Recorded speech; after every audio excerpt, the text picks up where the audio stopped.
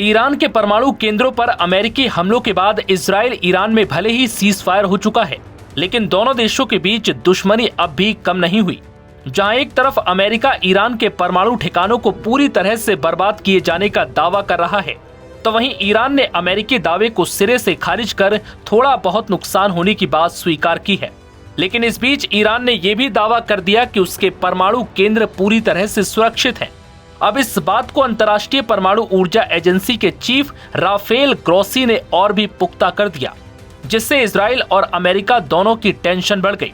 दरअसल Rafale Grossi ने रविवार को कहा कि ईरान के पास एटम बम बनाने के लिए यूरेनियम अब भी मौजूद है और ईरान आगामी कुछ महीनों में फिर से यूरेनियम संवर्धन शुरू कर सकता है। उनका ये बयान ऐसे समय पर आया जब अमेरिका और इजराइल की ओर से ईरान की परमाणु क्षमताओं को तबाह करने के दावे किए जा रहे हैं। समाचार एजेंसी रॉयटर्स के मुताबिक IAEA यानी international atomic energy agency chief Rafael Grossi ने CBS न्यूज को दिए इंटरव्यू में कहा, ईरान के पास जो क्षमताएं हैं उनके आधार पर यह संभव है कि वो कुछ ही महीनों में या इससे भी कम समय में फिर से कुछ सेंट्रीफ्यूज यूनिट्स चालू कर यूरेनियम संवर्धन शुरू कर सकता है। उन्होंने स्पष्ट किया कि यह दावा करना गलत है कि अमेरिकी और इजरायली हमलों के बाद ईरान की सारी परमाणु क्षमताएं पूरी तरह से नष्ट हो चुकी हैं। हालांकि अमेरिकी अधिकारियों का दावा है कि ईरान के परमाणु केंद्र फोर्डो, नतांज और एस्फहान जैसी ईरानी साइटों को पूरी तरह से नष्ट कर दिया गया। लेकिन ग्रोसी का मानना है कि ईरान एक अत्यधिक विकसित परमाणु तकनीक वाला देश है। उसके पास जो वैज्ञानिक ज्ञान और तकनीकी क्षमताएं हैं उसे अनदेखा नहीं किया जा सकता।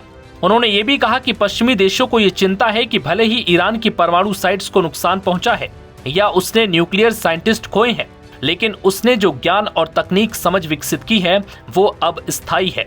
राफेल ग्रोसी से ये भी पूछा गया कि अमेरिकी हमलों से पहले ईरान ने कहीं अपने उच्च संवर्धित यूरेनियम के भंडार को हटा तो नहीं दिया। इस पर उन्होंने कहा कि हमें अभी ये स्पष्ट पता नहीं है कि उस सामग्री का क्या हुआ होगा। हो सकता है कि कुछ हिस्सा हमलों में नष्ट हुआ हो और कुछ अन्य जगहों पर शिफ्ट कर दिया गया हो। बता दें कि इजराइल ने इस महीने की शुरुआत में ईरान पर हमले किए थे ताकि वो ईरान के परमाणु हथियार निर्माण की संभावनाओं को समाप्त कर सके। बाद में अमेरिका भी इस युद्ध में शामिल हो गया।